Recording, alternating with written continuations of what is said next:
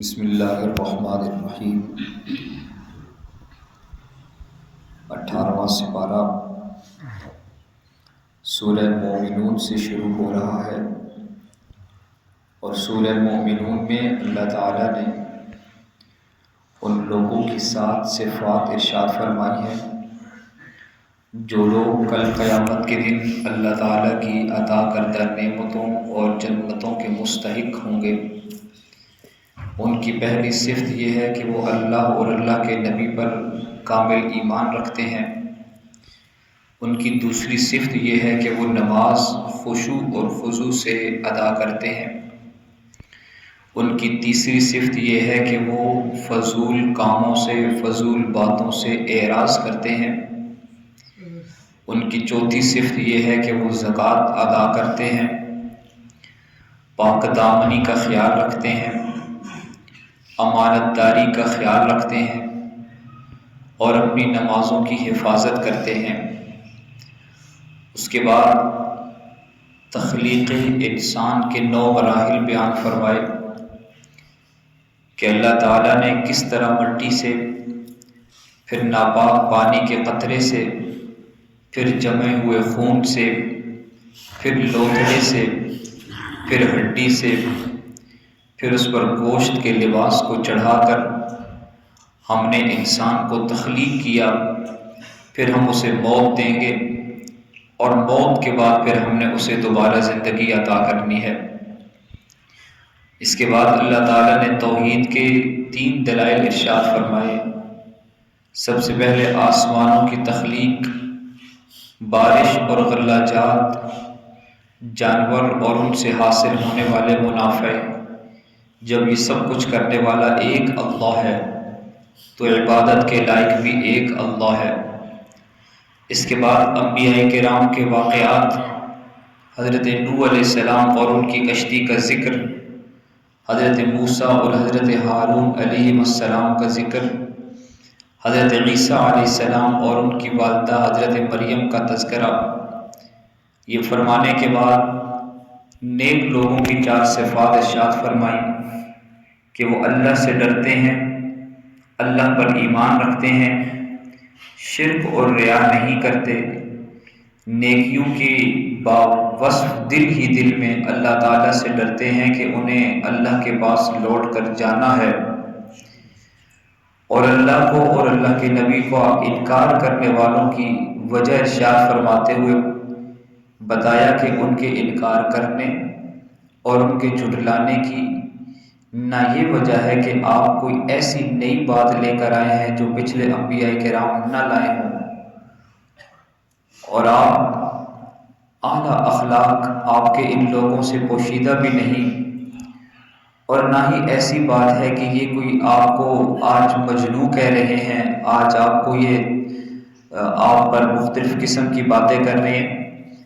ان کے انکار کی اصل وجہ یہ ہے کہ آپ ان سے کوئی معاوضہ بھی نہیں مانگ رہے۔ ان کے انکار کی اصل وجہ یہ ہے کہ جو حق بات آپ لے کر آئے ہیں وہ حق ان کی خواہشات کے خلاف ہے۔ آپ کی لائی ہوئی تعلیم ان کی جو یہ چاہتے ہیں اس سے ٹکراتی ہے،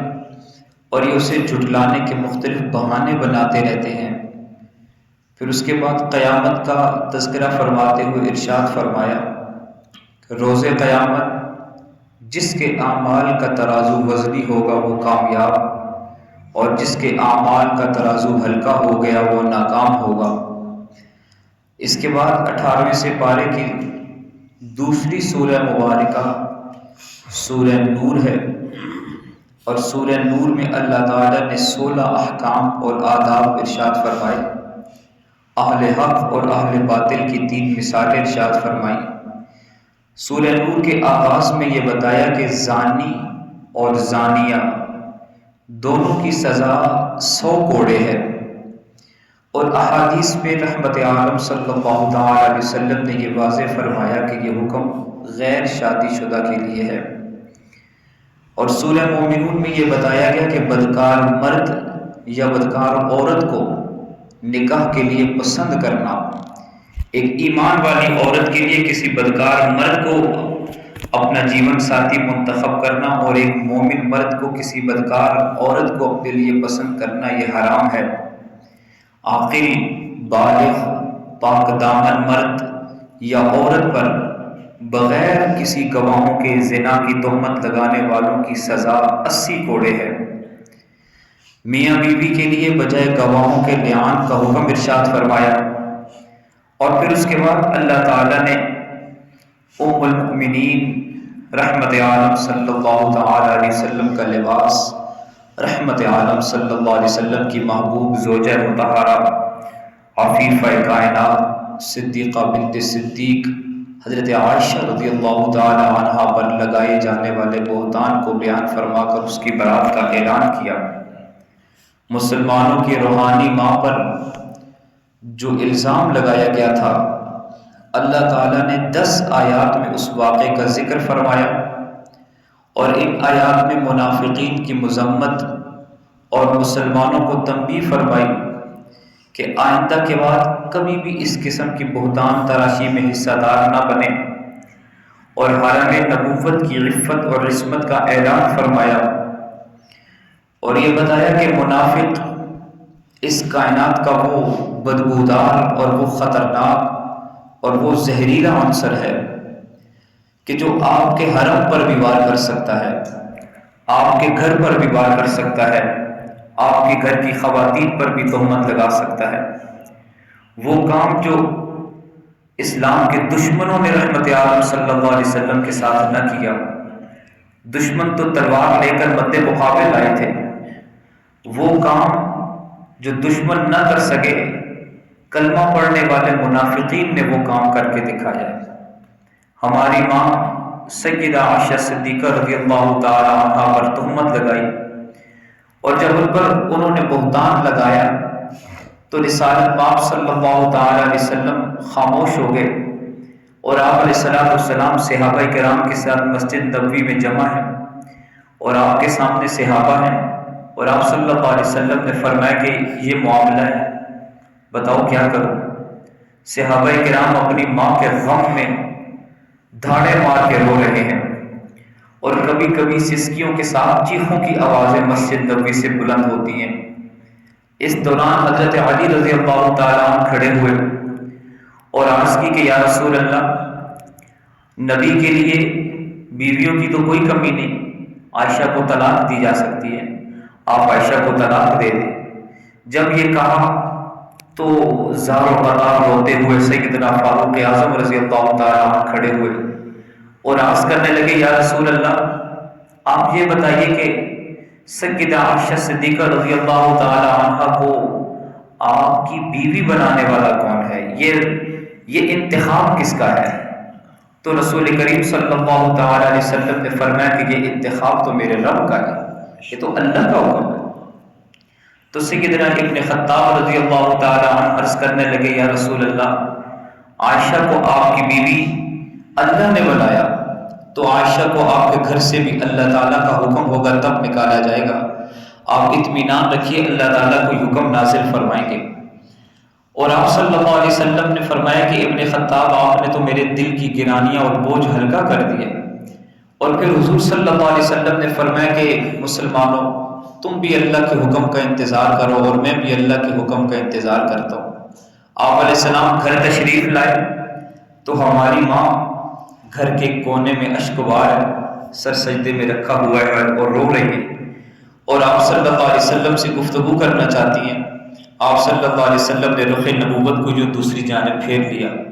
حضور کا رخ کیا پھرا، ان کی تو کائنات ہی بدل گئی،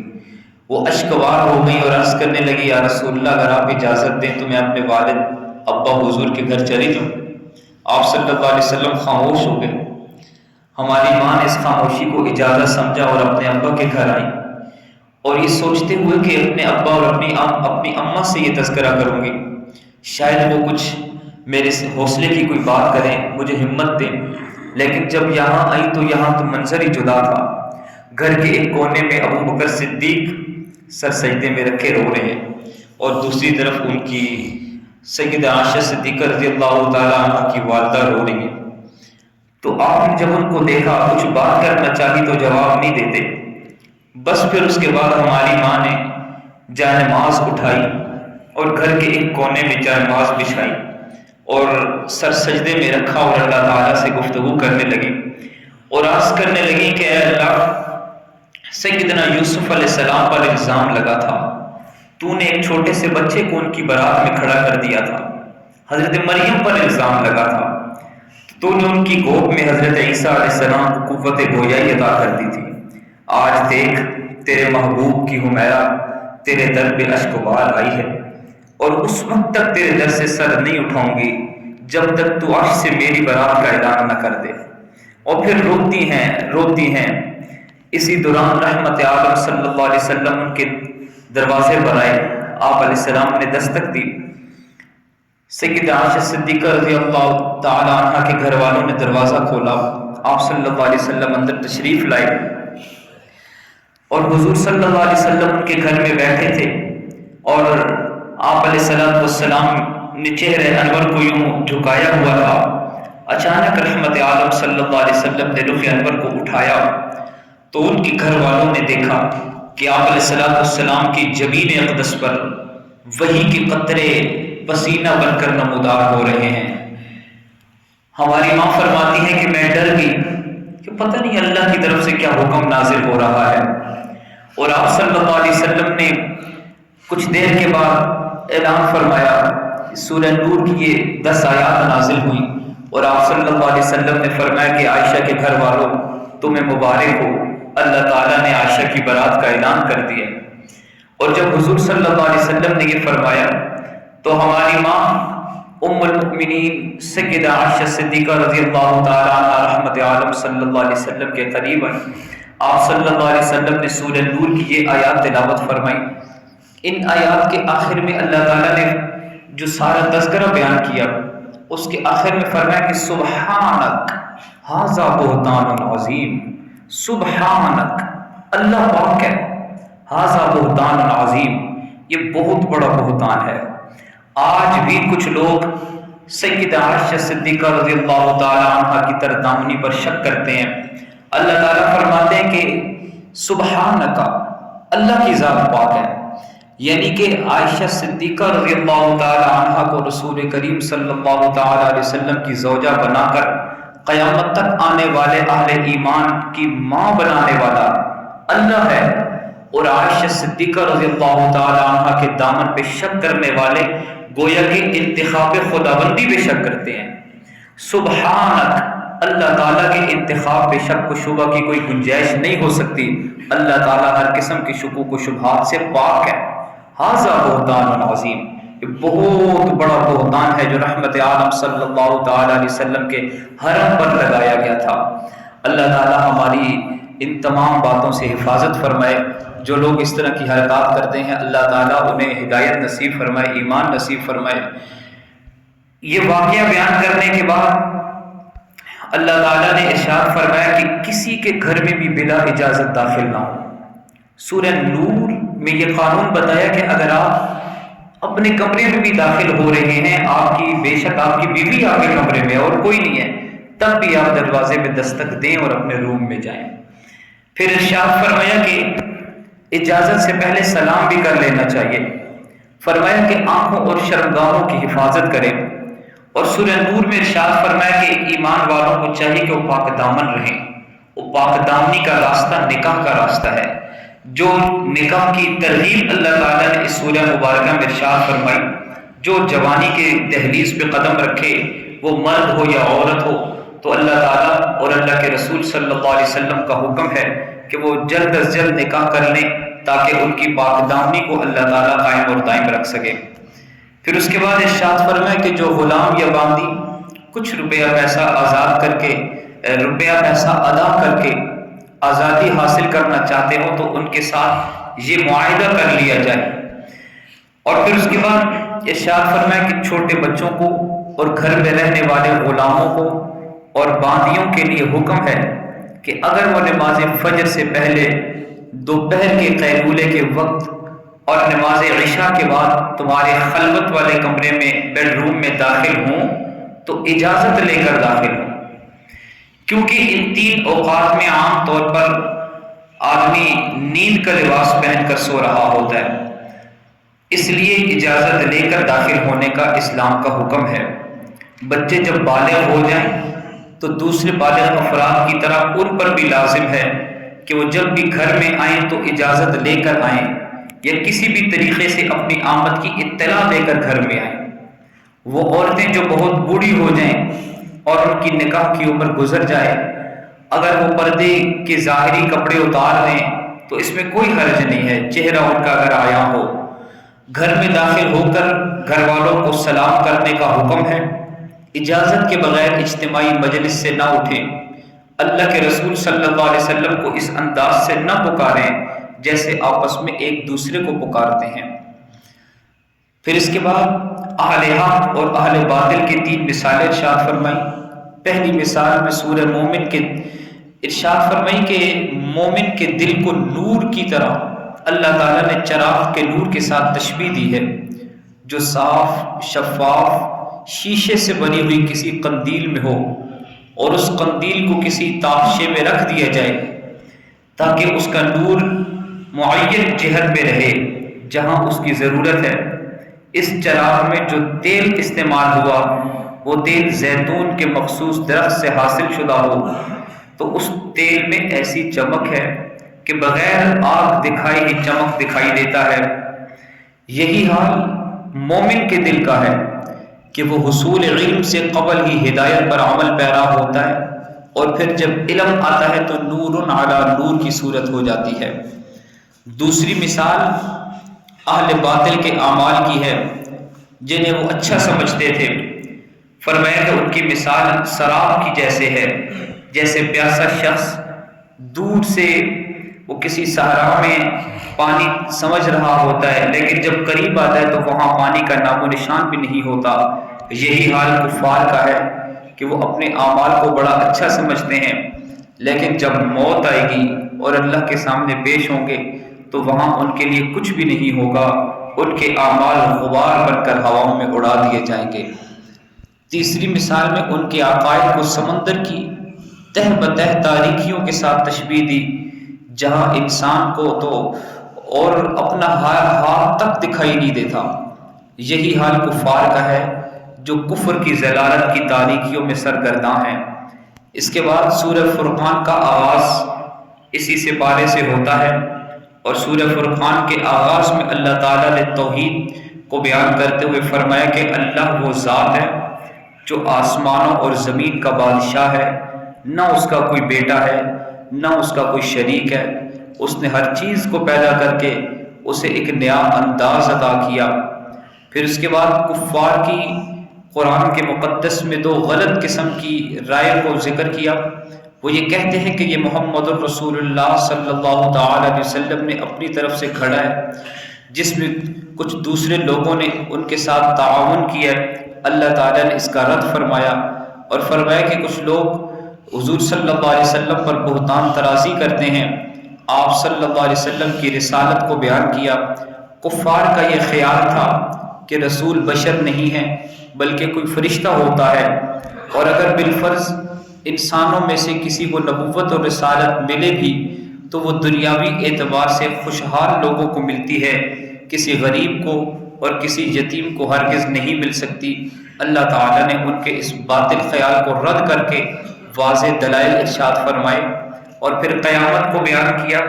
کہ روز قیامت کفار کے معبودان باطلہ سے اللہ تعالیٰ پوچھیں گے کیا تم نے میرے ان بندوں کو بہکایا تھا یا یہ راستے سے خود بھٹک گئے تھے؟ تو وہ اپنی عبادت گزاروں کو جھٹلائیں گے اور ان کی غفلت کا اقرار کریں گے۔ پھر ان کفار کو اللہ تعالیٰ بڑے بھاری عذاب میں مبتلا کریں گے۔ یہ سورہ فرقان کا 18ویں سپارے کا اختتام ہے، اور سورہ فرقان کا باقی حصہ 19ویں سپارے کے آغاز میں ہے۔ سورہ فرقان میں، سورہ نور میں اور سورہ مومنون میں اللہ تعالیٰ نے جو کچھ ارشاد فرمایا اس کا خلاصہ، اور سورہ نور ایک ایسی صورت ہے کہ جس میں گھر میں رہنے کے احکام ہیں، آداب ہیں،